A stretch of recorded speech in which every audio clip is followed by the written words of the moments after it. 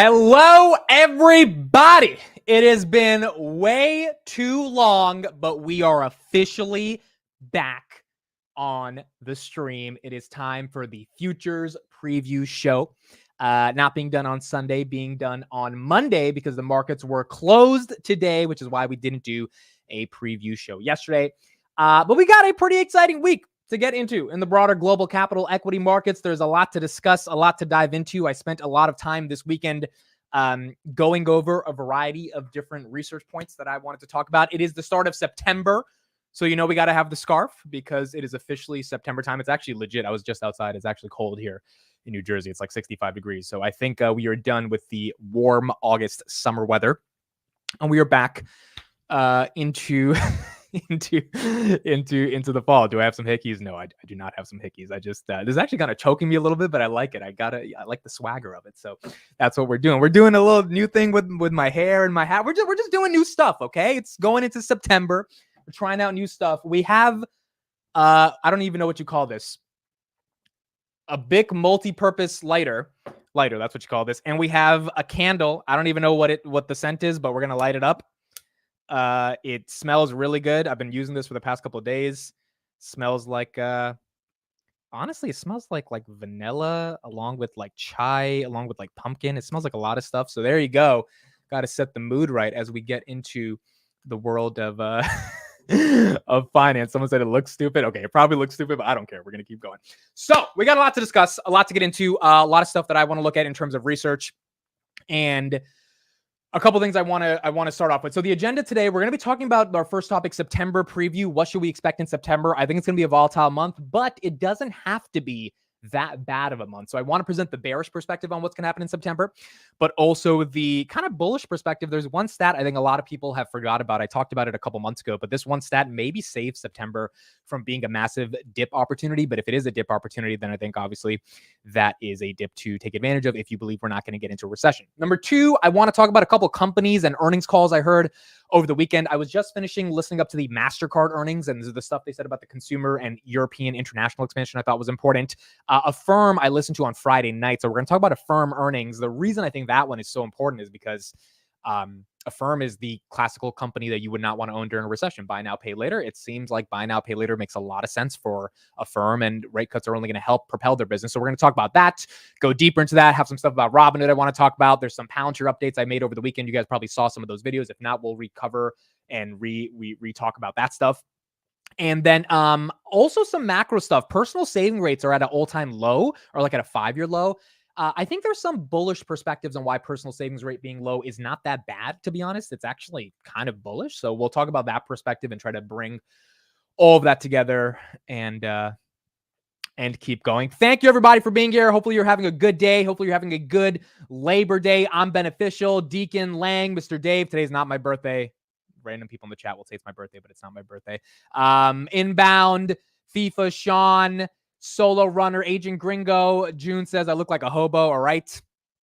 We got that going on as well. We got the hobo look. Inbound, L Fox, Messy, Gene. What's up? What's up? What's up? Thank you, everybody, for being here once again. We're going to flip the hat this way. I need a haircut, but I'm going somewhere in like a week, and I have to get a haircut for the thing I'm going to.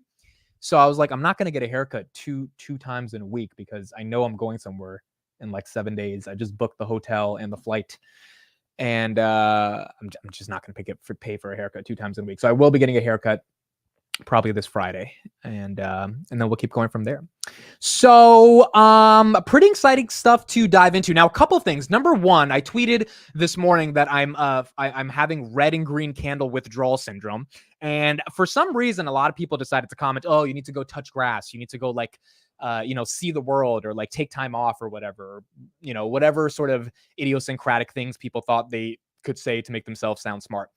To be honest, I wish those people, because in a lot of their logic for some of the people that said that was, oh, it's if you're a long-term investor, you don't need to see it every, you know what? Why don't we just close the markets for like a month?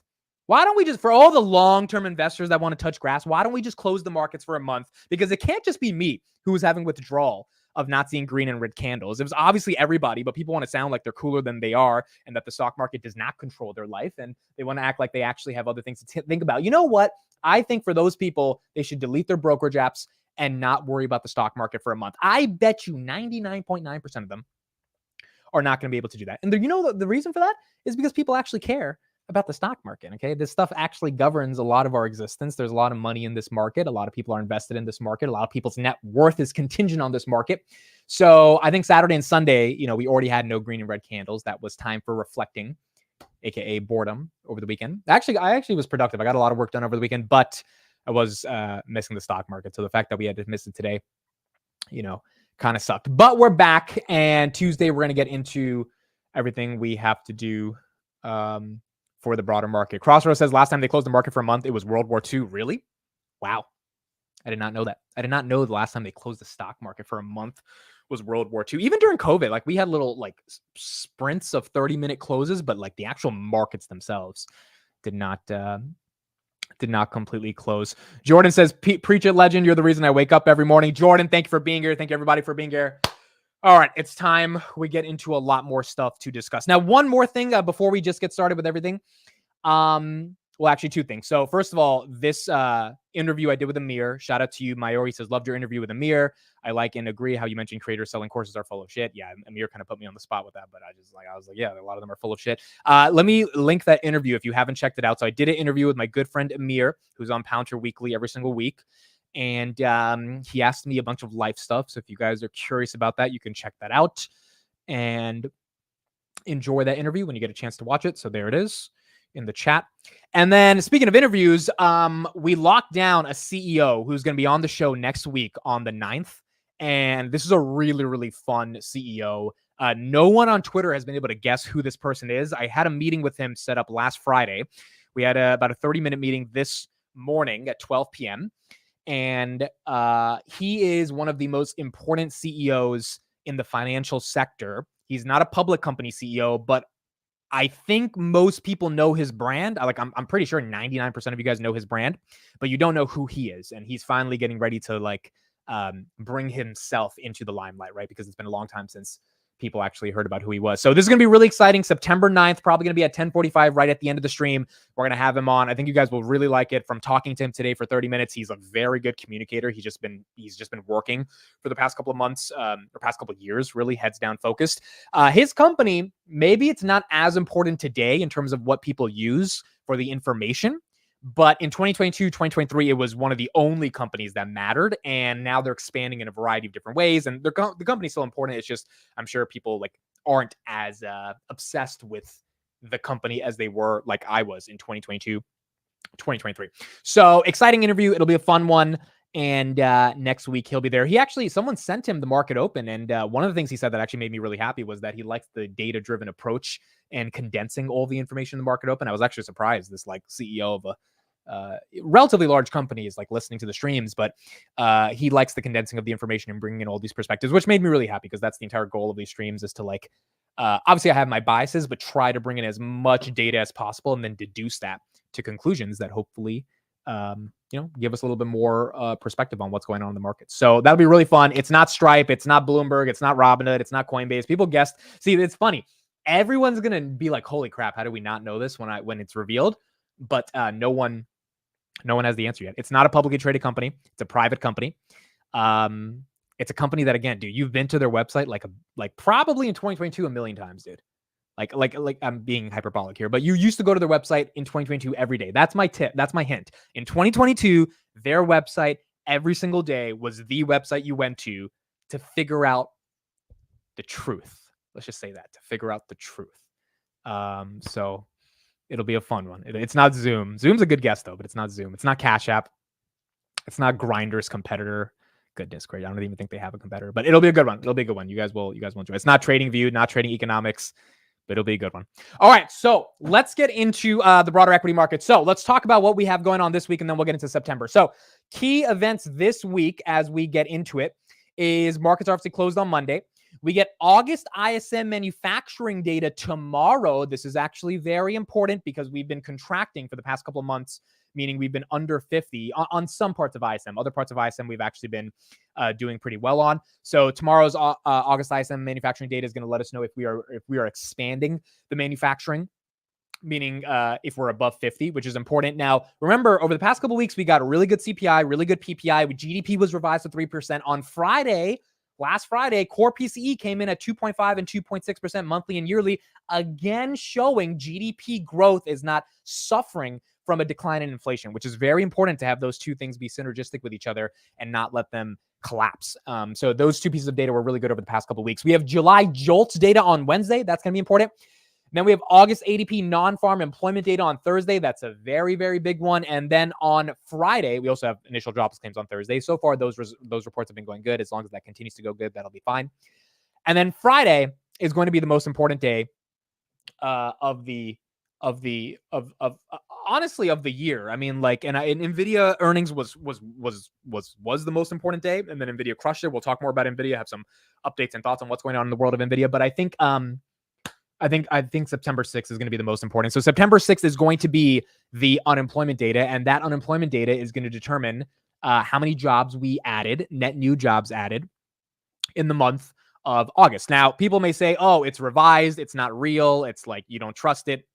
Honestly, dude, I don't care. Like whatever the numbers are or how the market's going to react to it, the markets are not going to, get to the point where they discount the numbers to such an extent that they're going to believe that everything's fake and everything's corrupt. Maybe they do that in a few months, but at least for now, you want that number to be as good as it can be. And honestly, I mean, I don't know how deep, if it's really that bad, I don't know how much they can make it look better, because like if we added, for example, 20,000 jobs in the month of August, that would be horrendous. If they say, oh, we added 100,000 jobs, there's no way that is going to be congruent with the data we're going to see from consumer spending. Like if we only added 20,000 jobs, then those 20,000 jobs is not going to result in massive GDP growth or retail sales data. The reason I think on Friday, everyone was like, oh, well, the PCE numbers are cooked. I'm like, okay, you just kind of sound dumb, because retail sales data, that is an aggregate of how much people are legitimately spending. There's no a faking or cooking of that data. Jobs, I understand how they're cooking that data. And yes, that wasn't the best, but retail sales data is showing that people are spending. And if people are spending, it means they have a job. Now you can give me the credit card argument and all that stuff. I get it. But if people are spending because they have a job, then I don't think the unemployment numbers are going to be that fabricated, but we'll see what they turn out to be. I'm expecting we add closer to 150,000 jobs. If we add below 150,000, I don't think that's the best. If we add 200,000, that's really good. If we add below 100,000, we're screwed. If we have below 100,000, we're screwed. So I hope that the rate of growth in jobs is substantial, or it's at least enough for the markets to not be super afraid of what's going to happen. But we're going to need a good number there. We're going to need 150 to 200. And if we don't get that number, the markets are going to start pricing in a recession. So that number on Friday, I'll be up at 820. We'll get it at 830. That is going to determine the trajectory of this market. I'm pretty confident that number is going to be good. I don't think that number is going to be that bad. Even if they revise it a year from now, I don't think it's going to be the worst in the world. But that's going to be important. So we'll see what ends up happening in the context of September. Player one says, why are you so pale, Amit? Why are you wearing a scarf inside? Are you hiding a hickey? I'm not hiding a hickey. I am wearing a scarf because it's the start of September. We got the fire loaded. We got the, autumn vibes, and that's what we got to do. It's a new season. We have to dress to impress. And that's why I am impressing you guys by dressing with the scarf. All right. First piece of data in the context of September. So if you take a look at this chart right here, S&P 500 average performance per day from 1950 to 2023. If you look at the part that's highlighted in September, it's bad. It's really, really bad. So this is the bearish part of like what's going to happen in September. So if we go from September 17th all the way to September 30th, on average, those are 13 days of just red, red, red, red, red. You might get a little bit of green here and there where it like kind of recovers 0.0%, 0.07, 0.016. But the majority of these 13 days at the end of September, it's a bloodbath. We saw this happen for the past 5 years. September was bad. September was not good. It was average 4% down on the S&P 500. And so this is what we're getting into. If we have a negative 5% month for September, that means the S&P 500, which is basically at all-time highs at 563, would be trading at 534. That's not crazy to me if it's down 5%, but you have to ask yourself the question then, all right, so if the S&P goes down 5%, where's the NASDAQ going to go? Where's crypto going to be trading? As Crossroads notes in the chat, it's even worse for crypto, 100%. It's also a question of where does Google trade? Where does Microsoft trade? Where does Palantir trade if the S&P falls 5%? I think these are questions that honestly no one has the answer to. But we're going to have to try to figure out, where does CrowdStrike, that I thought had a pretty exceptional earnings, all things considered. I mean, I don't know how you look at that earnings and you don't think, well, wow, these guys really have put on a masterclass of at least showing they can navigate some pretty tumultuous activity. Where do they trade if the S&P falls by 5%? I would imagine they're probably not at this 278 level anymore. Where does Robinhood go? Robinhood's probably closer to 17, 18 bucks. So if we take a look at September in its totality, and we look at the historical trends of what happens in September, if the broader market sells off, you're going to get a sell-off in individual equities. And that just means if you have cash and you believe we are not entering into a recession, then obviously these are going to be pretty fantastic opportunities. Like if we get Robinhood at 17 again, I will buy more Robinhood. If we get Palantir at 24 again, I will buy more Palantir. Am I hedging at all? I am not hedging. Honestly, because I just, for me, I'm not really that much of a put buyer. I guess you could sell covered calls on your positions as a form of a hedge. You could buy short QQQ, buy some options on that, buy some calls long dated. That'll probably appreciate a little bit. Or, you can just buy some monthly calls on those. And if those go up, that means your hedge worked. If it didn't, then it is what it is. But in general, I'm not hedging that much because my assumption is still November and December ends up being a very, very strong part of the year. And it results in a massive bull rally. And so as a result of that, to me, it's not about hedging and about timing it. It's about, how do I have enough capital on the side, which I'm, getting from different sources to be able to allocate and to buy more. So, for me, really, it's going to be that simple. Again, my thesis has always been, if we're not having a recession, the market's going to recover. This is just a 2-month period that kind of sucks, and you kind of have to deal with it. I don't think it's a sky is falling type of moment unless we get bad jobs data. We get bad jobs data. All right, the sky's falling, because now the market's going to have no unique narrative or reason to be able to say, hey, these prices need to be elevated. I don't think valuations are crazy. I know some people think valuations are crazy. I don't think that's the case. The S&P 500 now is tracking at $264 earnings per share into 2025. We'll talk about NVIDIA in a second, but dude, like the amount of data that I'm seeing around GPUs, data centers, the cost to start the average data center. Blackstone and BlackRock are really getting involved when it comes to the real estate component of data centers. It's $3 billion to build one data center, just one of them. And so you got to ask yourself the question, okay, so data centers, not only are they a very attractive opportunity, not only is the demand massive. Like BlackRock yesterday, I read in an interview, they were like, we don't know what, like we don't know how we would conceptualize this amount of demand. I mean, they were basically saying, like, it's going to take hundreds of billions of dollars to deal with the amount of demand that is coming from the hyperscalers when it comes to data centers. Amazon's planning to invest $45 billion in data centers in Northern Virginia. Microsoft's planning to invest $100 billion into their new data center projects. I say all of that to say, if the data centers themselves are in such high demand, the tailwind from that, aka the ROI, is going to be more AI revenues for a variety of companies. Speaking of that real quick, and then we'll look at one more piece of September data that I want to look at before moving on.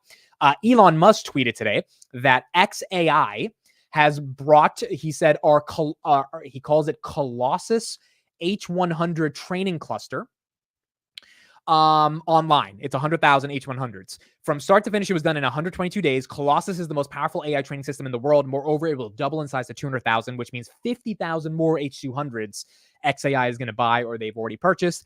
Excellent work by the team, NVIDIA, and our many partners and suppliers. Some of those partners and suppliers also include Dell with NVIDIA. I say all of this to say November, December, I think is going to be a massive bull market, and we're still going to have the thematic of AI continue to give a tailwind to the broader market, even if September and October is a little weak. And Elon showing that they're already buying more H100s and getting ready to buy H200s just shows how big the opportunity is. We talked about last week, OpenAI raising at 100 billion. Obviously, that's another sort of data point in how big the opportunity is. Apple, NVIDIA, Microsoft, all of them investing again in that round because they realize this is something you don't slow down on.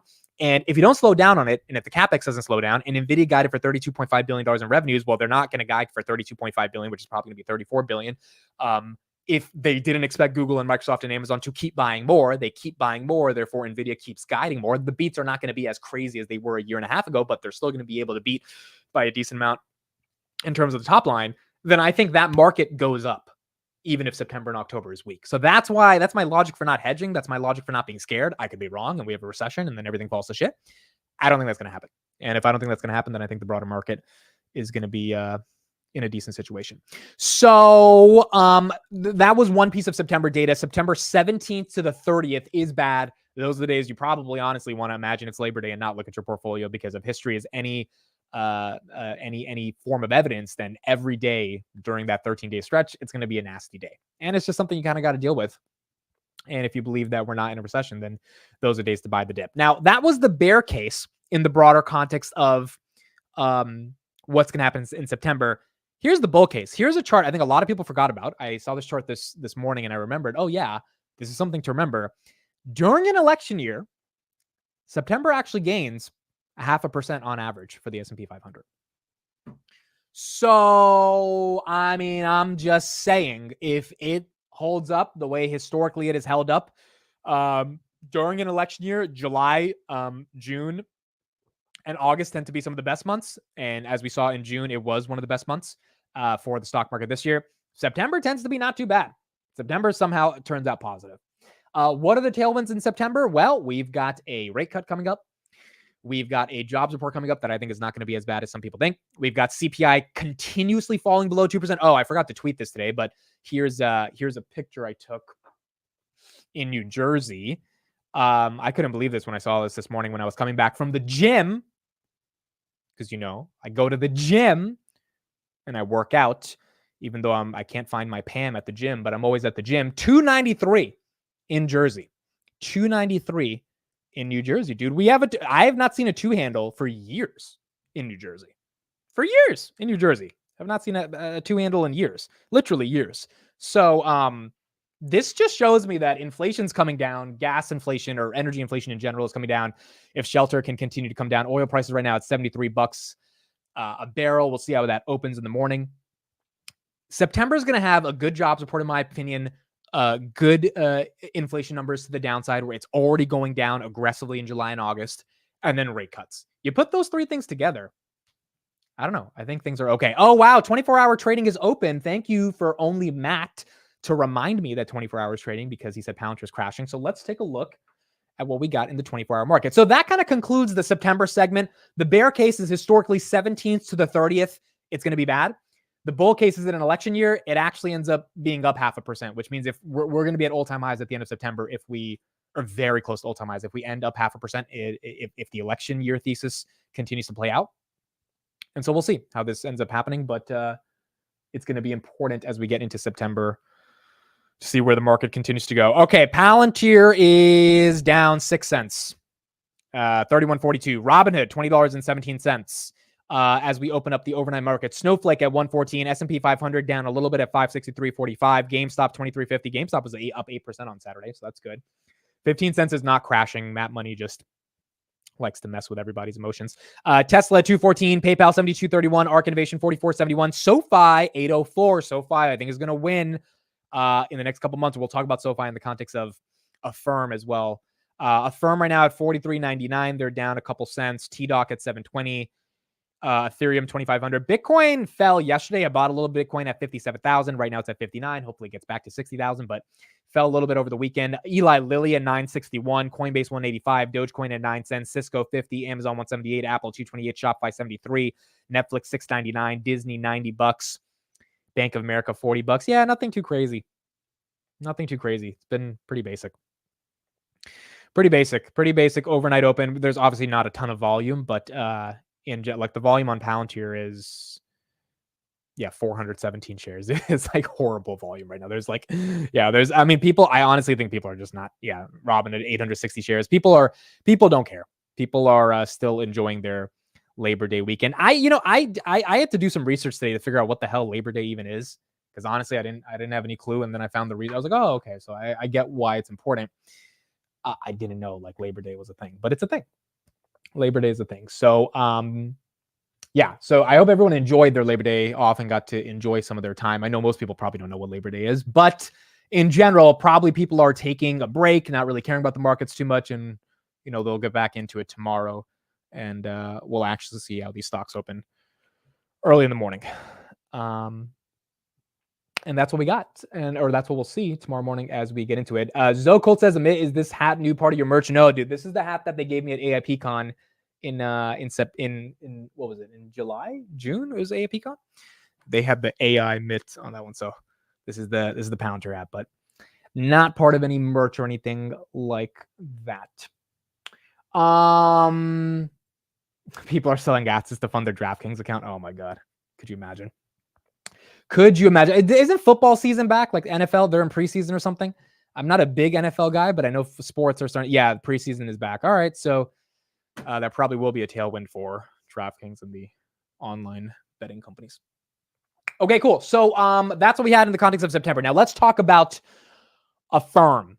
Affirm. So on Friday night, I spent some time with Max Levchin virtually, and I listened to what he had to say because I could not believe the stock was up 30%, and I really didn't get it. Now, Max, for those that don't know, this guy's a killer.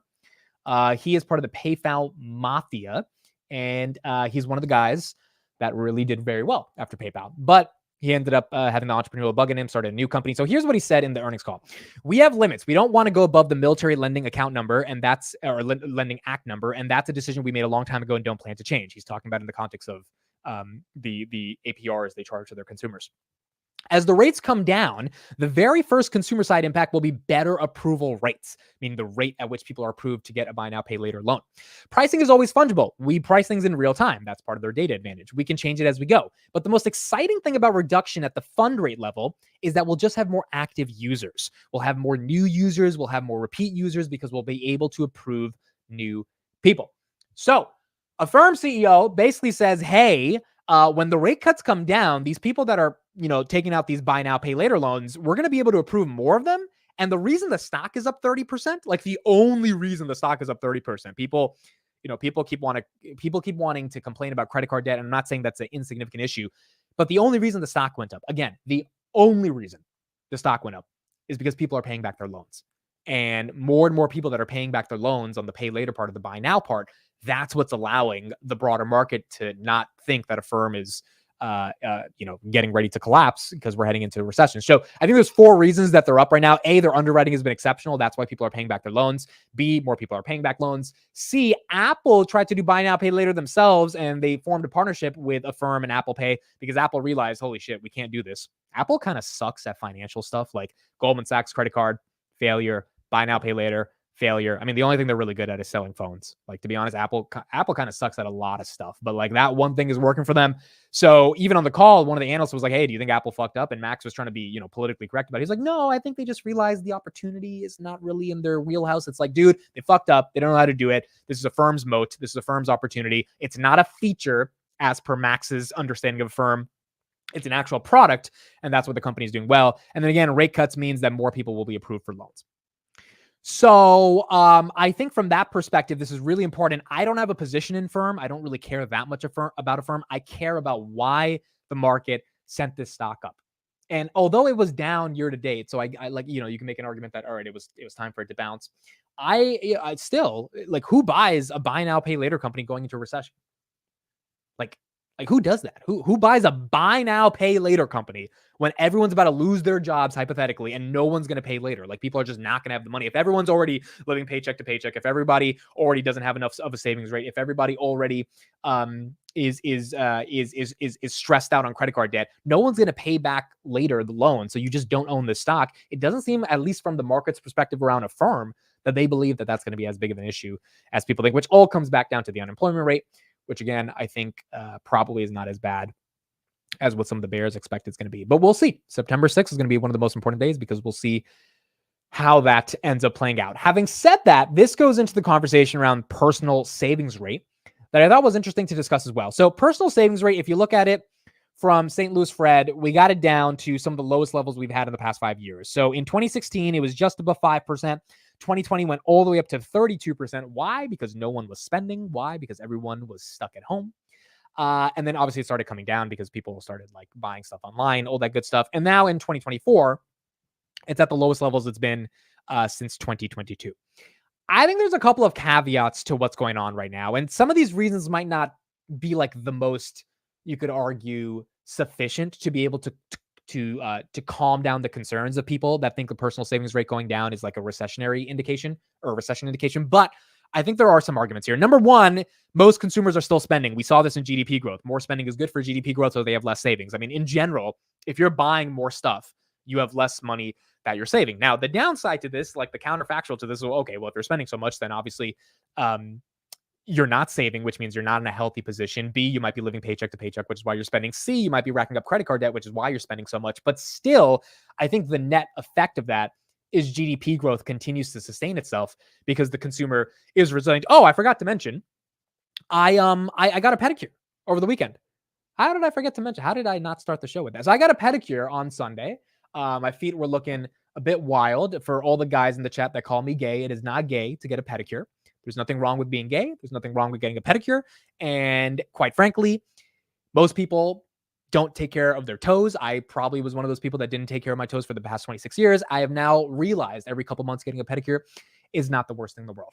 Having said that, it was booked, bro. I walk in, I have to wait 10 minutes just to get a seat. Then I get a seat, and then I have to wait 10 minutes while I'm sitting in the seat because they're still so booked that they can't come and fix my feet. So I think that I was the only guy in there. So yeah, I walked in. The dude played me though. I walked in and I was like, "Can I get a pedicure?" He's like, "Sure. What color?" And the whole salon started laughing though. He flamed the shit out of me. He's like, "Sure. What color?" And I was like, "It's not about a color, dude. I just like my feet, you know." And then when I sat down, he's like, "You sure you don't want a color?" I'm like, "I'm sure, bro. I don't need a color." But the point is, the U.S. consumer is resilient, bro. They're fucking resilient. Maybe it's just a random salon in New Jersey that is being resilient. But I think if people are willing to pay $30 for a pedicure, which is a decent amount of money, dude, I'm not gonna lie. My haircut is $35. I paid $30 to get a pedicure, although it was worth it. It's basically a foot massage along with cleaning out your toes. So I think 30, I think 25 is more reasonable, but 30 is whatever, right? You know, you pay 30. I think that consumer is resilient, and hopefully that means they're spending more, even if it's not contributing to their savings. Next couple points here. Many consumers may be investing their cash. Like all of us, I know when we get cash, we probably put it into our brokerage. And if we're putting it into our brokerage or put it into stocks or crypto or whatever it may mean, that's really good for the wealth effect. It means more assets are continuing to go higher, which is good for the psychological response that people have about their investing prowess. But it also means that you might not have that money in your savings rate. And then finally, if most saving accounts at big banks basically pay you nothing, like JP Morgan, Wells Fargo, Bank of America, and most consumers are putting money into high yield money market funds or brokerage accounts like Robinhood, like I don't know personally if the personal savings account or personal savings rate takes into account money that's in my Robinhood account getting a 5% APY. But I don't think it does from the definitions I looked at. And if it doesn't look at that, and if it looks at like actual savings inside of a bank, then like a lot of people are getting 5% APY. They're not having that money inside of their savings rate, which means, of course, the savings rate is going to look like it goes down. But that's because the federal government is paying $1 trillion of interest to all of us to be able to give out our money based on the federal funds rate and get a risk-free return, which means it might not be showing up inside of the savings rate itself. Like this was not the case in 2022. You see how 2022, the levels was the same as 2024. 2022 was just like bad. It was like recessionary, right? You weren't getting like 5.5%. Now you are. And so from that perspective, I think the personal savings rate for consumers being down is not the worst thing in the world. I think it makes a lot of sense where people are allocating their capital in different places. If people are going to get pedicures for $30, it means the consumer is resilient, man. It means the consumer is still resilient at the end of the day. Dude is wearing a scarf talking about getting a pedicure, and how is he not gay? First of all, scarves are cool, okay? Scarves are not gay. Second of all, I'm telling you, if you're a guy in the chat and you've not gotten a pedicure, dude, get a pedicure. It will change your life, bro. It will change. First of all, your toes will look prettier. And like in general, you just want to have pretty, like I like looking at my feet now, dude. Like it's actually like, it's nice to look at my feet, you know, it makes me feel healthy. And B, it's a free foot massage. Like who doesn't want a free foot massage? Like someone commented on Twitter when I posted, "Oh, well, I don't want some random dude touching my feet." I'm like, dude, if they're massaging it, like why do I care? Like we need to make sure that it's if as long as it feels good. I don't really give a shit who's touching my, like as long as it feels good and I'm paying for it, then I don't think it's the worst thing in the world. So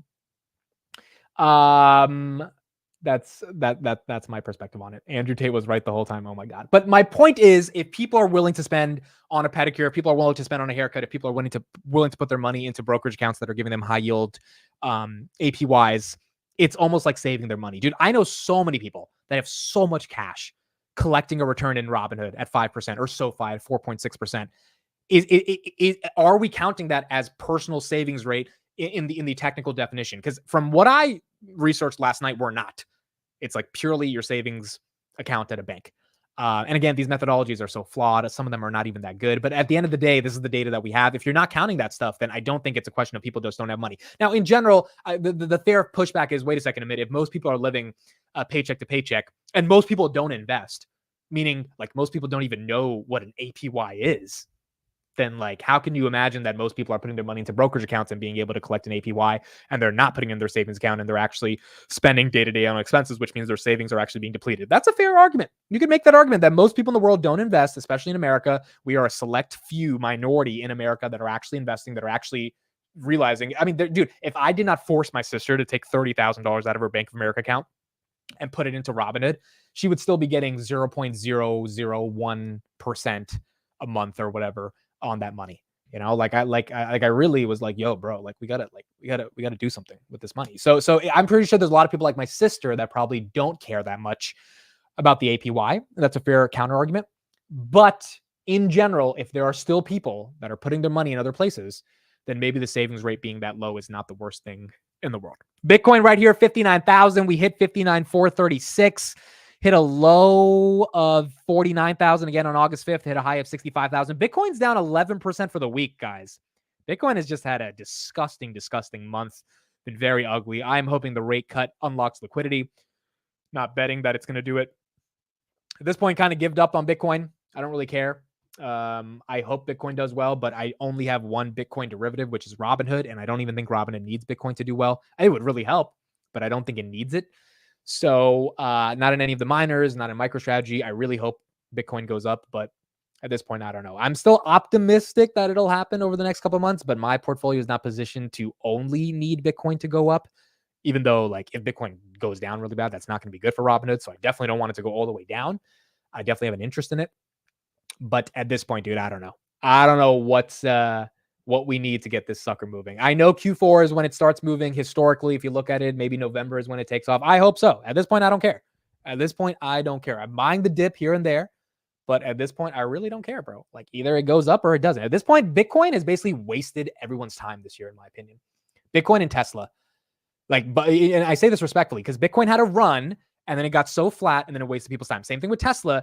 I kind of feel like an idiot from 130 to 270. I was like, oh, this has to be institutionals. This has to be like, it feels like that was a fake run because it came all the way back down to 200. I mean, it wasn't able to sustain itself. It's up from 130, which is good, but it was only up because of 8.8 and now 8.8 is 10.10. And I really hope 10.10 works out.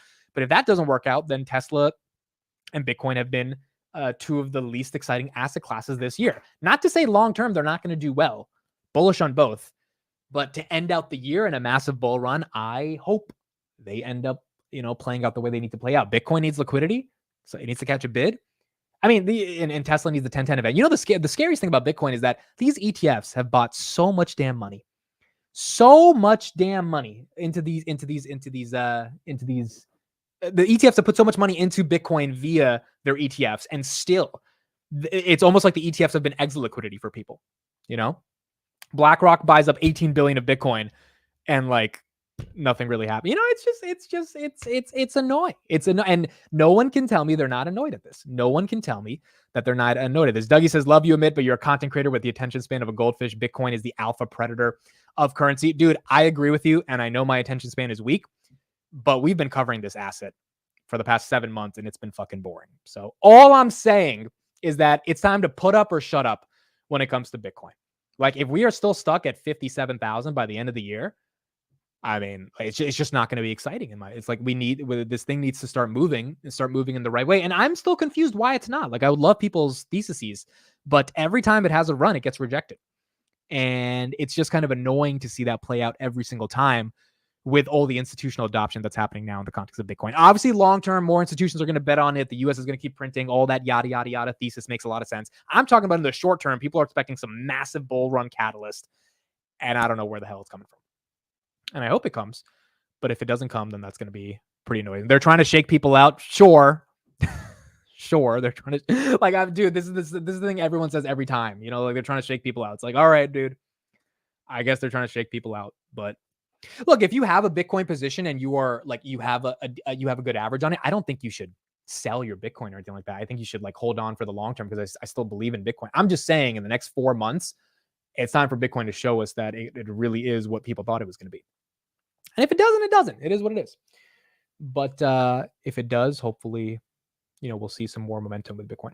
Did you ever do anything else with Bitfarms? Weren't they trying to get bought out? Yeah, dude, I am so done with the miners. Like they're There's also to talk about the miners real quick. We had a little debate on the channel last week about would you rather invest in the miners or would you rather invest in BitX, like a 2x leverage fund? And although there are downsides via daily dilution to the 2x fund based on the net asset erosion that could be happening, or the net asset value erosion, the Clean Spark dude, what's his name, Matthew Schultz, he came out the other day, or he came out on Twitter on Friday and basically justified all the dilution that they're doing. And look, this is what he has to do, right? This is his job. This is what he has to do, right? He put out this Bill Ackman tweet about how it's okay for us to dilute. But at the end of the day, like, this is what goes on with the miners, dude. Like, here's the other reason why Bitcoin not going up is a big deal for the miners. If Bitcoin doesn't go up, the cost to mine the Bitcoin doesn't change or necessarily go down. From some of the studies I saw, it actually goes up. And the revenue you're getting per Bitcoin definitely does not go up, because obviously you're mining it at a higher price or at the same price you were 6 months ago post the halving event, but there's less Bitcoin to mine. So the profit you're making on Bitcoin goes down. That's not good for the miners, right? And so Bitcoin staying flat from that perspective is really bad for the Bitcoin mining stocks. It's not good for MicroStrategy. It's definitely not good for Robinhood, a company that benefits off of the volatility of trading volumes of Bitcoin. Definitely not good for Coinbase. If you look at Coinbase's app, by the way, Coinbase is at number 40 on the App Store in finance. No one this is what I'm saying, dude. The excitement on Bitcoin is like not here. It's just not here. It's not like the retail is not bad. Coinbase's Q2 was disgusting. Their trading volumes were horrendous. Robinhood's trading volumes were horrendous. Barely 5 billion in July, 4 billion the month. Like the retail is like, for some reason, I think that 5% that they're getting in money market funds or in their APY high yield savings accounts, or just stocks, are more attractive. It's not the same type of crypto rally we saw in 2021. It's led by these institutions that are pumping it up, but even that's not enough to get this to make new all-time highs ever since that 73,000 level that we had. So I don't think retail is excited. I really hope the rate cut unlocks the liquidity that is necessary to retail to get excited, but I'm skeptical that a bunch of people are going to download Coinbase in October, November and be like, oh, we want to buy Bitcoin. If anything, meme coins can get more attention, and that's on Solana. That's not on the Bitcoin blockchain, so that's not really helping Bitcoin either. But granted, if Bitcoin collapses, the meme coins are going to collapse as well. Like, meme coins are very circular with Bitcoin. Like, if Bitcoin goes up, the meme coins have momentum. If Bitcoin goes down, so Bitcoin kind of controls the trajectory of that. But a lot of money has gone into other asset classes in crypto versus just Bitcoin itself. So we'll see. We'll see what happens. But in general, retail participation is at an all-time low from what I'm looking at in the charts. And I don't know if rate cuts will be enough to get people to take money out of their money market funds or their high yield savings accounts and take a speculative bet on Bitcoin. As Doug says as well, the retail excitement got curtailed by high rates in NVIDIA. And so it's not really bearish Bitcoin. It's just like, all right, I'm bored of it. And like, I hope it does well. But if it doesn't, then it is what it is. And I wouldn't expect September to be some massive bull run. Now, as I say that and we get a bull run, I will eat my words very gladly. I want nothing more than Bitcoin to be at 100,000. But if the market's struggling in September, I don't know if Bitcoin's going to still be able to move up with the markets. Remember, Bitcoin trades with the NASDAQ. It's like a growth stock. When the NASDAQ went down in 2022, 35%, Bitcoin went down as well. Bitcoin just went down like 50 or 70%. It was a little bit more than the 35, but it trades with the broader market, and the broader market's going to need to go up so Bitcoin can get momentum. Bitcoin shaked out a bit. Again, I don't have a lot of Bitcoin. Like, I really don't care about it. So you take my opinion with a grain of salt. Like, if you have your Bitcoin, I do not think you should sell or get out of it, or there's a massive opportunity cost in staying in Bitcoin versus staying in another asset class. I am bullish on Bitcoin. I'm just bored of it. I will still cover it.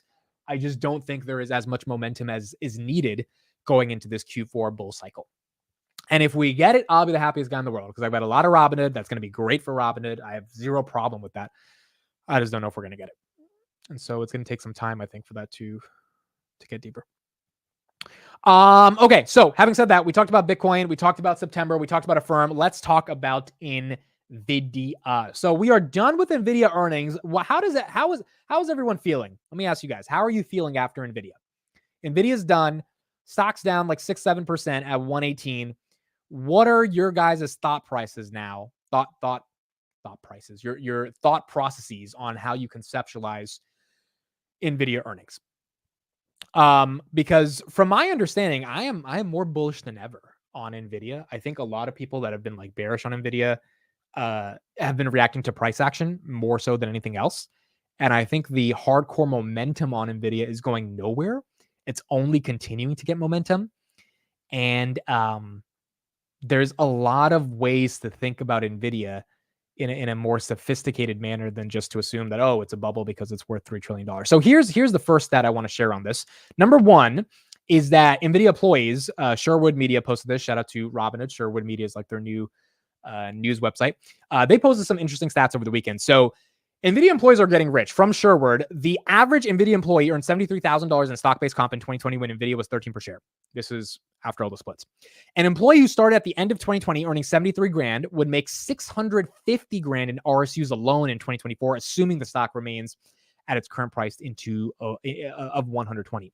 If the average employee who started in 2020 held all of their RSUs over the last 4 years, they would have 2.7 million off of 73,000 in restricted stock options for employees. Even if they sold at the end of each year, they would have netted 1.2 million off of a $73,000 grant of stock-based comp. This is in addition to their actual salary of probably, close to 250 to 400,000 per year. So the NVIDIA people that worked at the company in 2019 that had no idea the stock would, since 2019, it's 20x, 25x, something like that, a little bit more than that. I'm sure they're doing very well and they're very rich. Now, the problem with this is A, they live in California, so a lot of that money is eaten up by taxes. B, the cost of living in California, just on the real estate alone, if they own their own property or own their own apartment, probably, the money has definitely gone to paying off some of that. And then the capital gains on this is probably also excessive, just given that it's in California. So a lot of these people that got these SBC grants, they're in California, and unfortunately have to deal with the pain of California taxes, but it has done very well for shareholders. It's made them a lot of money. And because it's done very well for shareholders, or just employees, I think that has led to more morale in general for NVIDIA. And I think these numbers are not stopping anytime soon. So here's a little clip I want to play, and then I want to show a couple other stats from Dan Ives today, who was on the compound. And this is what he's talking about in the context of NVIDIA and in the context of the earnings growth that they need to hit over the next few years, or really in 2025, to justify the valuation and to justify the expansion of the valuation. In Q2 2025, this is consensus estimates, not your estimates, Dan. But we're at 74 cents for next quarter, 80 cents for the following quarter. Are you above this? Are you below this? Where are you versus consensus?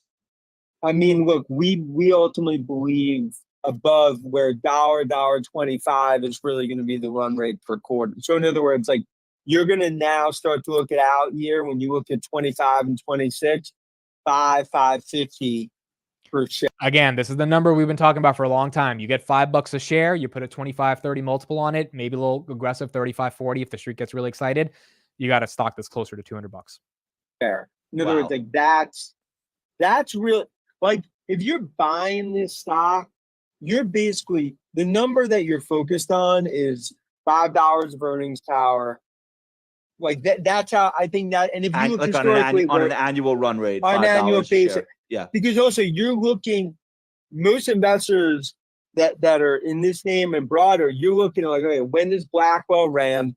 What does true numbers look like when this is actually at scale?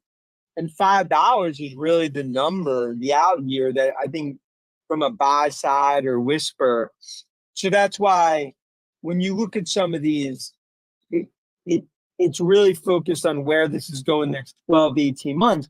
That's why it's we talked about, like, Apple WWDC, pairs come out, stocks 190. There's nothing here about, and it's 230 today, right? 2.5 months later. So my whole point is, like, the initial knee jerk on like some of these things, sometimes like the story is, I think, lost in terms of what's actually happening, not just for NVIDIA, but for broader tech.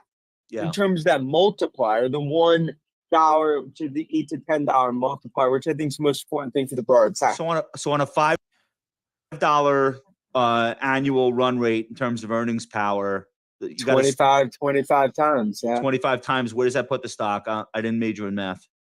And then you start to look at like 125, and then ultimately you're like, look, you start to actually 525 earnings, could you get to 150, 175? And I think the bull case getting to 150, 175, it's really like, okay, I'm looking at this next 2-3 years.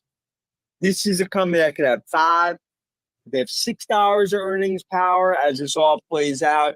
That's sort of, if you're longer term, that's the bull case as this all starts to play out. I want to. So again, if you're buying NVIDIA right here, you're not buying it for like some people that say, oh, it'll be 200 by the end of the year. I think those people really haven't done the EPS analysis to figure out how you get to 200, which is closer to like $5-6 trillion of value, right? That's a little bit aggressive. But if you're buying NVIDIA right now, I think the upside is closer to 200. It's not 200 by the end of the year, unless, you know, the rally is just insane the end of the year. I think it's closer to that a year from now. And that's based on them putting up $1 to $1.25 in EPS. Now, they're going to put up 74 cents, probably. You call it 78 to 80 cents. Most likely going to beat by a couple cents as they do every quarter next in Q3. And so futures, by the way, just flipped red. It's not that aggressively red, but we got a little bit of red in the futures. So if you think NVIDIA is going to simply be able to put up $5 a year in earnings, maybe $6, $5.50, you attach your 25-30 multiple, that's how you get to the valuation that's closer to 130 or 150. So you might be saying, oh, well, if it's at 120 right now, the upside is not that gigantic. Yeah, that's fair. You are paying a bit of a premium right now. You're paying 46 times next year's earnings if you're buying NVIDIA right now, which is why I don't think anyone needs to be in a rush. We talked about it on Tuesday. I think selling puts is a very easy way to scale into an NVIDIA position, and you can be very conservative with those puts and still get a decent amount of premium because people are paying some high premiums on those puts. But it also doesn't mean the street's going to give you that great opportunity. Like if NVIDIA was at $85 or $80 right now, I think it would be a massive opportunity, because then if the upside is closer to 125 next year on earnings, if you put a basic 25 multiple, well, there's your delta between 85 and 125. That's to buy the dip. But that's what happened on August 5th. People realized, okay, fair value at the end of next year is probably 125. Let's call it 130. Stock's at $90. I mean, the markets, if it's a forward-looking machine, is not going to let the stock stay at $90 for that long. And that's why I'm skeptical we get those prices again. Is it possible? Yes. If we get a recession, is it definitely possible? 100%. But if the market knows what NVIDIA is going to put up in terms of their numbers, then I don't think it's going to be that easy to get those numbers as well. The other thing that's really important here, again, last week, we saw OpenAI getting valued at $100 billion. I spoke to a couple people that are a little bit closer to that situation, and their argument is like, dude, OpenAI is going to $1 trillion. And their argument was that they have the best foundation model. Apple knows they have the best foundation model. NVIDIA knows they have the best foundation model. OpenAI is putting its fingers in all these different areas for AI to become valuable. And every startup that's using some type of AI model, those startups start with GPT, not Gemini. And that's part of the reason Google's struggling, dude. The reason Google's down a bit and the reason the market's a little scared about Google is because the market's thinking that Gemini has not been as aggressive in its go-to-market as GPT has. GPT, I think, is personally better than Gemini. As I use it, I'm not saying Gemini is horrible, but in terms of startups or Fortune 500 companies that are implementing some level of AI into their broader ecosystem, marketplace, or with their consumer adoption products, it is obviously GPT. And that's why Microsoft invested in so much in that. Now, here's the other kicker in regards to GPT and why it goes back to NVIDIA. If Apple brings AI to the mainstream via their consumer adoption of AI, then I think you have a very easy argument to say GPT being the core foundation model that Apple's using in Siri, and probably being better than Gemini or Anthropic or Claude, whatever it is, that's going to only solidify the moat that Sam Altman has with Apple. And the reason for this is because if you take a look at the history between Apple, Google, and Microsoft, back in 2015, Microsoft came to Apple and they said, hey, we know Google's paying you $20 billion a year to be the default search engine. What if we do a profit share agreement that is way better than Google's profit share agreement, and we let Bing become the default search engine, and this helps you with your antitrust issues, which inevitably are going to become an issue. And then obviously 9 years later, we saw the DOJ, what they're doing to Google. Now it's becoming an issue. Google's probably not going to be able to pay Apple $24 billion a year. In 2015, Apple went to Bing. They entertained that discussion. They actually talked about that discussion.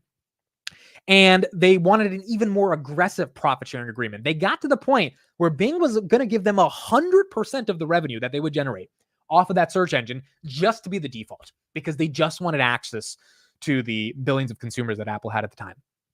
It got so far to the point where Bing was like, hey, do you just want to buy, Microsoft was like, do you just want to buy Bing and then like do whatever you want with it and integrate it into it? Like Microsoft was ready to give up Bing to Apple and get rid of that asset class just to be able to have some way to justify that Bing was worthwhile over the past 10 years. Apple apparently was just playing around with Satya Nadella. They never were going to do a deal with them. They just wanted to make Google think they were going to do a deal with them. And they got Google to chalk up even more money in 2016 fiscal year because Google got scared that Apple was going to actually seriously entertain Bing. And then Google decided to start paying more money to be the default search engine. My point is, if Google is not the default LLM that is powering all of the queries on Siri when the Apple AI phone 16 launches in September, which is 9 days from now, then I think Apple wants best in class. The reason they kept Google for the past 15 years is because Google was the best in class search engine. Google is not the best in class foundation model. It's just not. Like Gemini is not better than GPT. If anyone says it's better than GPT, I don't know what you're smoking, dude. GPT is like on a different level, and they should be. They've just been faster. Their go-to-market has been better. Their training has been better. All that good stuff. So if Apple starts getting millions of queries, call it tens of millions of queries a day, where people start talking into Siri and saying all this stuff and asking, Siri to like do their homework or all this crazy shit, and all that data starts becoming amalgamated into GPT servers, and as a result, GPT is able to use that data and even make their AI better. And then every iOS update, Apple's making a better version of their AI. What do you think is going to happen? They're not going to go to Gemini. They're not going to go to Llama. I doubt Tim Cook's getting a deal with Zucks. That's not happening. And if they are investing in OpenAI, like they're literally putting in billions of dollars basically into NVIDIA, technically, because OpenAI is about to take that money and give it to NVIDIA for more chips, then why wouldn't they keep GPT as the default model? My point in saying all of this is that I think OpenAI is a winner. The whole rant I just gave about Apple using OpenAI, I think Apple's going to make them a winner because Apple's not going to lose here. OpenAI knows they have the best model. That's why Satya Nadella and Tim Cook are lining up to give Sam Altman money. And NVIDIA is the one that benefits because all this money coming from Microsoft and Apple into OpenAI is going to go into more GPUs. Probably Blackwell for GPT-6 or GPT-7. I think GPT-5 will be out by the end of this fall. We saw it with Elon as well today. XAI, all that money is going into NVIDIA. So I say all of this to say, I think NVIDIA is going to win. I think NVIDIA is not slowing down anytime soon. I think the hyperscalers are going to keep spending a crap ton of money. The moment we start seeing them stop spending money, that's when we have to like actually think, hey, what's going on? I don't think that's going to happen because now if you stop spending money and your competitors are spending money, your stock's probably going to go down. Like if Meta stops spending money on CapEx, unless they have a really good reason for it and Microsoft's spending more, the market's going to think that Meta's falling behind Microsoft, which in this fast changing AI environment, it makes a lot of sense for the market to have that assumption because things are changing so quick that if you're late to the party, you're just late to the party and you're not going to be able to catch up anytime soon. It's just going to be really hard to catch up in a meaningful way given how fast things are going. So from that perspective, I think that NVIDIA is real. I think the stock's going to be flat over the next couple months. I don't think there's going to be some massive bull run, especially before we have the election and especially because September tends to be volatile. And also there's just no catalyst. But going into earnings after we get through the election, after, whoever wins, I think the market's going to figure out how to price it in.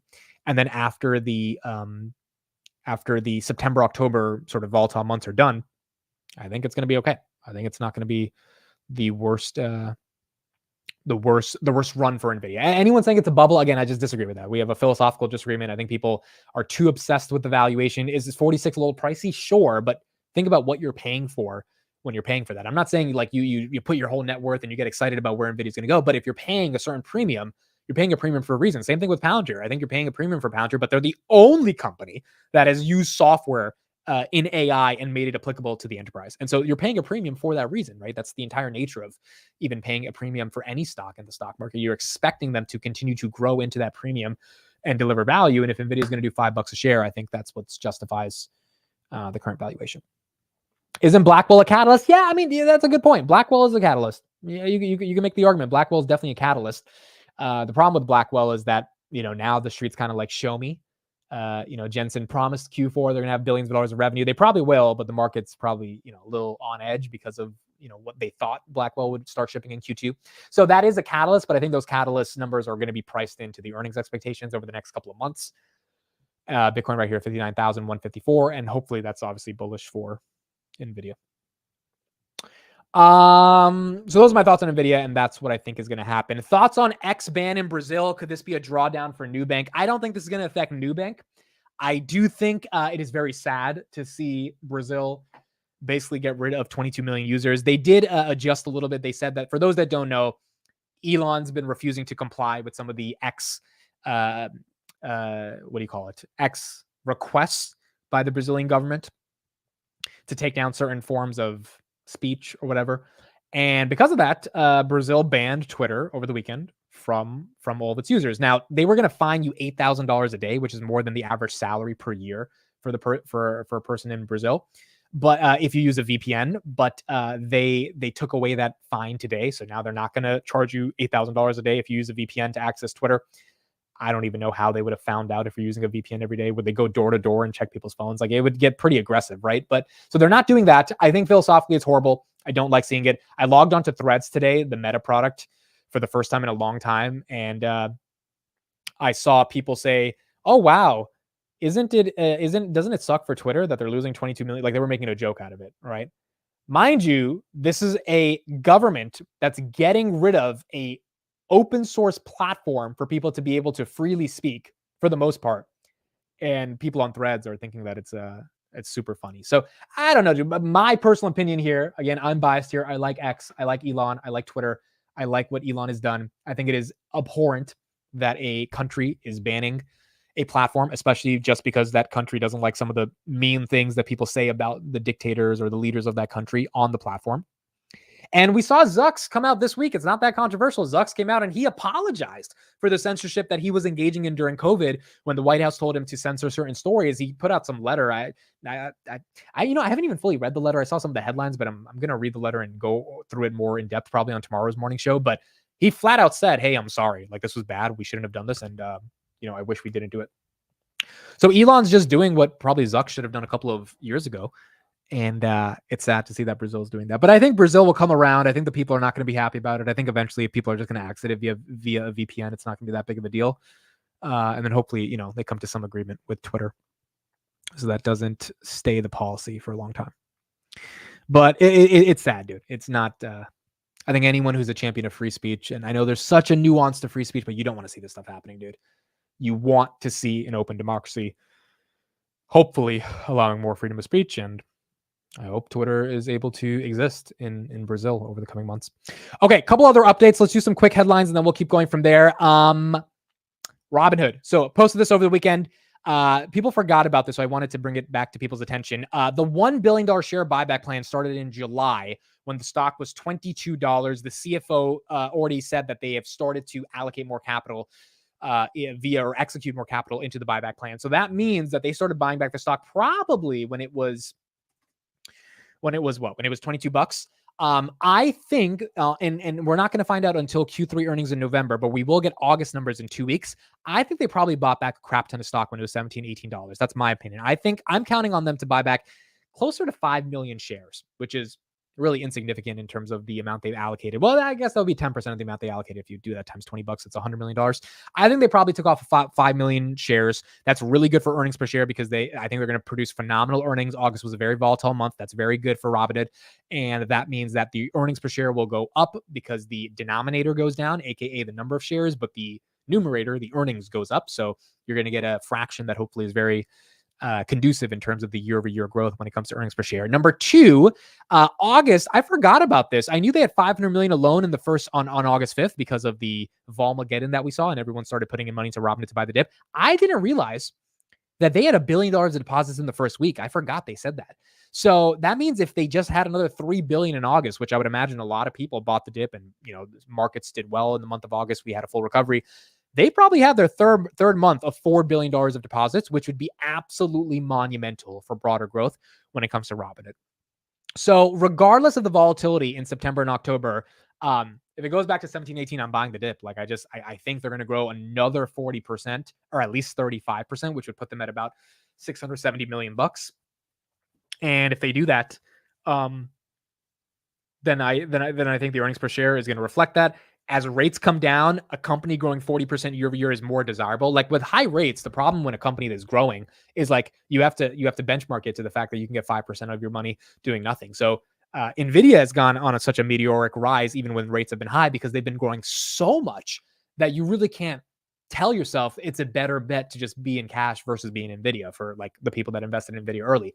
But with Robinhood even growing at 40%, at the end of the day, you're like, well, I can still get 5% on my cash, right? Or a company like PayPal that's not growing at 40%, but PayPal is so undervalued, but the risk is still there for a wide variety of reasons. You still will get, a more sleep well at night type of return from your cash in money market funds. So I think when rates come down, it allows people to think of companies that are actually executing like Robinhood. If this was 2021, this is like a $50, $60 stock given their growth. I mean, like it's insane, right? But it's not in 2021. We have higher rates, and those rates condense the opportunity cost of capital. So I think as rates come down 50 bips by the election, Robinhood Q3 earnings and that active trader event they have in October, all of that comes together. I think the stock is closer to $25 by the end of the year. And so we'll see what happens. But that's the update on Robinhood, and I think they're going to end up performing pretty well by the end of the year. Again, barring that we don't have some massive recession due to unemployment. Another thing on Robinhood, I'm not going to show the video, but I'll put it in the chat. Robinhood's interns put out a video. I think these videos are always nice taking a look at them because it's like, these are the people that we're investing in at the end of the day. The average Robinhood employee is worth $1.2 million to the company. So, I mean, I think it's important to like know who you're investing in because they're contributing a decent amount to the company itself. We will take a look at what Vlad said. Vlad made an appearance at the end for like 30 seconds. So I'll just play him talking about the interns. But outside of that, then we'll move on from there. Okay, let's see if this video loads. My internet has been being kind of weird today, but so far it's been all right. Okay, here we go. So we have a question for you. Why do you think it's so important for Robinhood to have both software, technical, and business interns? Well, one thing that I talk about a lot is that I was an intern when I started Robinhood. I was unburdened by the burdens that late career people have. So I'm not going to lie, when he said that, I was like, has he been watching some Kamala Harris? As soon as he said that unburdened burden thing, I was like, all right, this dude definitely just watched the campaign rally or something. All of my energy and all of my time, I was investing in making myself better and having more impact and just tackling the hardest problems that I could tackle so I could deliver that impact.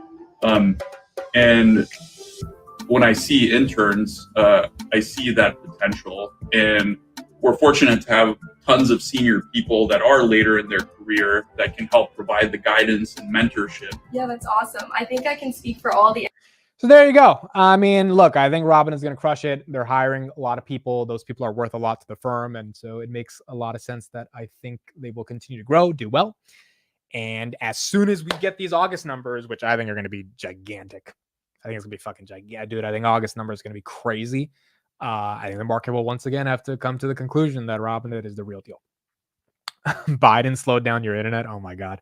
Basically, it's been weird today. I don't know why my internet's been weird, but like little bugs here and there. I'm like, I don't know why on Labor Day it's like even like YouTube. Like I'm on YouTube right now. I'm looking at it. Like the thumbnails aren't loading. And I'm like, I don't know if that's a YouTube thing. That's an internet thing. I don't know what's going on there. Okay, final thing I want to show, and then I'll let you guys get out of here because we've got to wake up for a market open at 8:45. Vlad fell out of a coconut tree ready to grind. Oh my God, that's hilarious, dude. Is inflation continuing to come down? So first of all, this is not a joke. Inflation is legit coming down. And because inflation is legit coming down, this is very bullish for rate cuts. And this is really bullish for broader GDP growth. So core personal consumption expenditures price index changed from a year later. As you can see right here, core goods in particular are starting to come down at some of their lowest levels.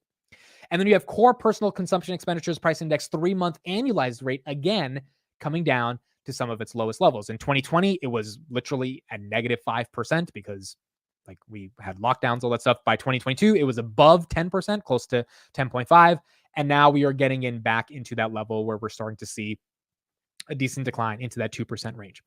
So why does this matter? Well, at the end of the day, if inflation's coming down, then this is really important for a couple of things. Number one, it's a sequential improvement for housing and non-housing services. Housing is a really tricky situation right now. We had the lowest number of housing of sales last month at 3.95 million. It beat expectations of 3.9 million, but still some of the lowest we've seen in the past couple of years. The average price of a house is $450,000. That's up about what's that? That's up about 100,000 from 340,000 last year at this time. So housing has got more expensive, and rate cuts I think will unlock more supply, but it will also unlock more demand. So it's going to be sort of a tricky situation in terms of how that plays out. But we are seeing improvement in housing and non-housing services, and we're seeing continued deflation in goods. AI, I think, is going to help with the deflation narrative probably over the next couple of years, and that's something the Fed has to think about. But in general, outside of shelter, which has been housing, the part that's been lagging in the context of the Fed and been a tricky situation for them to figure out, energy has come down, airlines have come down, automotive rates have come down, used cars have come down, apparel has come down. That's probably why Target beat on their earnings at a 3% rate in regards to apparel. Lululemon, I was surprised they put up $2.4 billion of growth because people were still willing to pay for apparel. It just seems like all of the core things that we've been worried about over the past 2 years is not that big of a concern anymore. And that's really important, because now if GDP growth sustains itself and we don't have a massive unemployment collapse, it's really just so simple to me. Like, if GDP stays up, unemployment does not dramatically go up, and inflation comes down, we're good to go. Like, that's it. We're good to go. I mean, like, that's like, and then you've got the earnings growth that we're seeing on these companies. Palantir growing at close to 30%, NVIDIA growing at fucking $30 billion a quarter. Like, it's just, this type of growth is phenomenal. It's really exceptional. You've got some outliers like the Dollar Generals of the world and the Nikes and the Starbucks, but besides that, the average company has beat pretty aggressively. And I think that is what leads us into a strong run towards the end of the year. Okay, going back to Robinhood 24-hour trading. Let's do the last thing I'll do as we end out today. Yeah, dude, the Wi-Fi in my house sucks. I'm surprised the stream hasn't crashed. Like, I literally have to turn off Wi-Fi just to use Robinhood. Robinhood is at $20.16. Palantir at $31.41. GameStop is up 5%. Wow. GameStop volume is 87,000. GameStop is up 5%. For those that are in GameStop, that means over the past week, it's up 10%, which is not bad. I don't know why it's up. I don't know if there's anything happening in the GameStop world that's causing it to go up. But if anyone knows, then let me know. 87,000 shares of volume. It looks like that's the most volume. NVIDIA, let's take a look at NVIDIA. NVIDIA's down about 0.5%. Volume is 95,000. Okay, so people are selling off some of their NVIDIA. TFC 44, SoFi 795, PayPal 72, Tesla 215, XLF 4575, Coinbase 184, Ethereum 1826, or that's one of the Ethereum ETFs. Pinterest 32, Pepsi 173. Oh, Steve has a new stock that he's getting excited about. I'm just going to tell you guys right now. He's probably putting an article out that's on it soon. DocuSign. He calls me on Sunday. He's like, we need to look at DocuSign. So look at their balance sheet. Let me know what you guys think. He thinks he's writing an article on Seeking Alpha. He got so excited about DocuSign. It's up 1% year to date. I know the stock's kind of been left for dead, but if you think there's a bull case in DocuSign or you want to start doing some research, Steve is interested in DocuSign, particularly because of their balance sheet is one of the main reasons he's excited about that. So you can take a look. It used to be a Kathy stock. I don't think she owns as much of it anymore, but it's one of those stocks that he's looking at a little bit deeper. S&P 500 at 563.39. Yeah, that's pretty much it. It's pretty much it. Palantir at 31.41, Robinhood 2016, Snowflake 114. Again, Palantir at 31.41, and then S&P at 563.39 on the day. Makes sense. More houses being sold too. Yeah, the one bull case for DocuSign is just if more houses are being bought and sold and more M&A activity is going to happen, more people are going to have to like sign documents theoretically, so that there is like that tailwind coming up when we get rate cuts. But in general, he's looking at the balance sheet and he doesn't think the balance sheet makes sense given the valuation. So if you guys want to go deeper on DocuSign, I think his article will be out in a couple of days, but that's one that he's looking at a little bit more deeply. I also think it is a bit commoditized though. Google is adding DocuSign functionality. Yeah, I agree. I now in general, you could argue there's a bit of a moat the way that Zoom has a moat, that it's just like the best in class of signature capabilities when it comes to like getting deals done, and everyone uses it already. So you wouldn't go through like Google or Microsoft, but it is in a competitive environment. And so it might hurt top line margins. Like, are they that much better that people aren't going to use Google? Right. And if they're not, then maybe it ends up being commoditized. Where's Bitcoin as we end things out? Bitcoin, 59,272. Bitcoin's up a little bit, 2.6%. Wake me up when September ends. Hopefully Bitcoin's closer to 70,000. Dude, when Bitcoin does break, because I do think it'll have a bull run in Q4, I'm just like, I don't know when, but when it does break, it's going to be the most epic thing ever. Because everyone's going to be so happy it finally happened, if it does happen. And all the crypto proxies are going to, benefit from it, all that good stuff. But we need the rate cuts to unlock the liquidity to make this thing happen. And if it does happen, it'll be fun. If it doesn't, then I guess we go into 2025 waiting for Bitcoin to do its thing.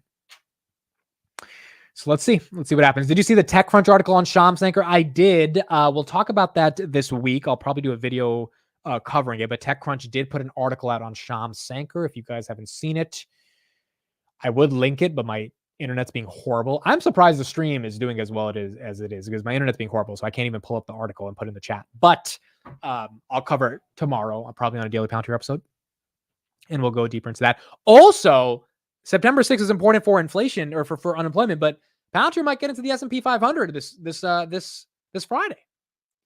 I'm a bit skeptical on that because, again, institutional ownership is low. But if the committee just realizes, hey, like we need an AI thematic and Palantir is exciting here and SMCI and CrowdStrike kind of shit the bed over the past couple months and we put them into the index, maybe they inform Palantir gets in. Maybe that explains the stock holding this $30 level, right? Because all of us have been kind of wondering, why hasn't it fallen below 30? Like literally in the past 3 weeks, once I think it fell to 29.70 and then just rebounded easily to 30. Maybe it's holding it because the institutions are finally getting ready to prop it up because they know it's going to get into the S&P 500. So we'll see. But Friday's going to be a big day for both of those two events. And we'll see what happens and keep going from there. SMCI has basically halved since S&P inclusion. Yeah, it's not been a fun story. They came out and said their delay on the 10K is not that big of a deal. The damage has already been done, though. They basically said, hey, it doesn't affect any of our numbers.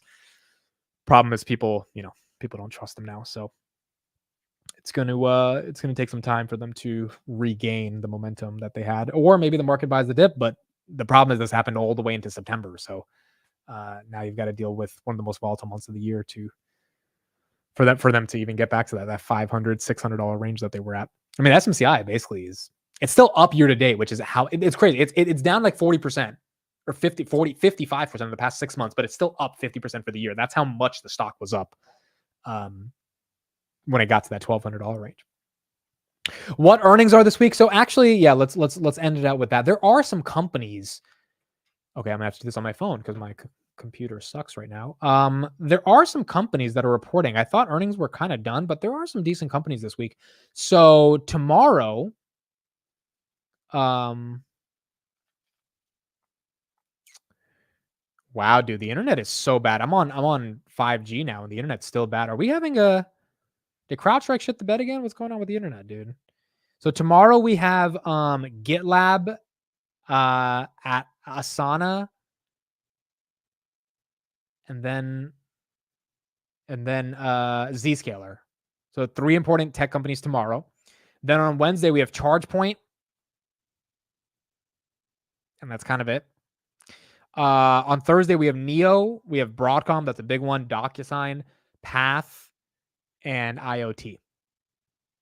I think there's another one that I'm missing that's going to happen this week. But yeah, Broadcom's going to be the big one on Thursday. So Broadcom's going to be the really big one. They should do well because NVIDIA did well. Oh, Planet Labs, that's there as well on Thursday. C3 AI, I think, is this week as well. I don't know what day, but I think they're this week. But tomorrow is actually going to be an important one. Zscaler, GitLab, and Asana, those are important tech companies. So we'll take a look at those as well. Yeah, that's pretty much it.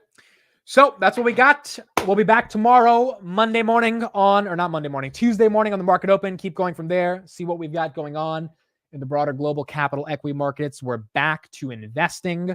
Done with this whole break that we've had to take. I'm ready to see the green and red candles. And we'll keep going from there. I'm traveling to India October 5th. My mom was making a joke today, dude. She was like, we'll find you a wife there. I was like, Mom. she was joking, but it'll be fun. I'll be there October 5th. I'm not covering up hickeys. I'm wearing a scarf because it's September and it's getting cold. So we're bringing in the September season with the scarf. All right, that's it. Thank you, everybody, for joining. That's our Monday futures preview. Futures are slightly red. We'll be back tomorrow, 8:45 a.m. Keep going from there. And let's get back into the first week of September. Mom, I'm gay. Yeah, how do I tell her that, dude? Thank you, everybody. Hopefully you guys enjoyed. I'll see you guys tomorrow, 8:45 a.m. Eastern Standard Time on the Market Open. Bye, everyone. Have a good one. Good night.